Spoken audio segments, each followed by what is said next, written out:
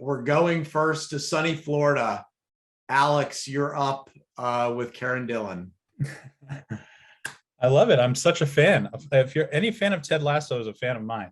I was not only a fan, I was an early fan. I was like, early if you look at my tweets, I was first like, I just love Ted Lasso. I think he's great. What we needed in the pandemic.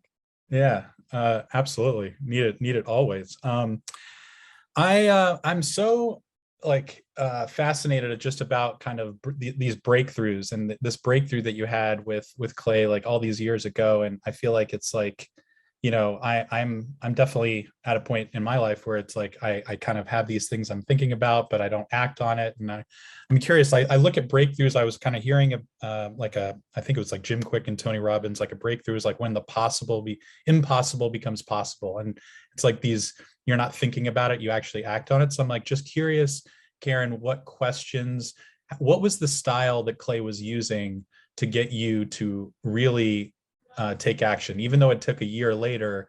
Why do you think you clicked? What are the questions he was asking? What was the style he was using for you to kind of see that in yourself? I'm just kind of curious. So Clay, as he almost always did, talked about theory, which to me, when I was the editor before I knew him, and I knew his big thing was business theory, I remember thinking, you could not have a more boring thing to talk about than business theory. And then when I met him and he talked about it with me through the lens of a theory, it just became what happened in my mind, and I know what he hoped people would do is you put a different set of lenses on your problem or your life or whatever you're thinking about, and you start to see it with the tool of that theory. So in Clay's case, his theory is always trying to explain what causes what to happen. If this thing will definitely cause this thing to happen. And for me, it was just the recognition of, for me personally, it was the resource allocation process. It was, yeah, I mean, no matter, I think an example, I don't know if he used this or I used this over the years, but Enron if you looked at their purpose statement, I can't remember what it was, but it was like, we believe in people, we make decisions of integrity, whatever it was, is something any company would be proud to have, but all of their decisions did not line up with that. It was very clearly they were reinforcing something else. So for me, it was the power of asking, what does that theory cause me to think about myself, and what causes what to happen, and how I am spending my time causes me not to have the relationship with my family and friends that I really want. So it was doing it from that perspective.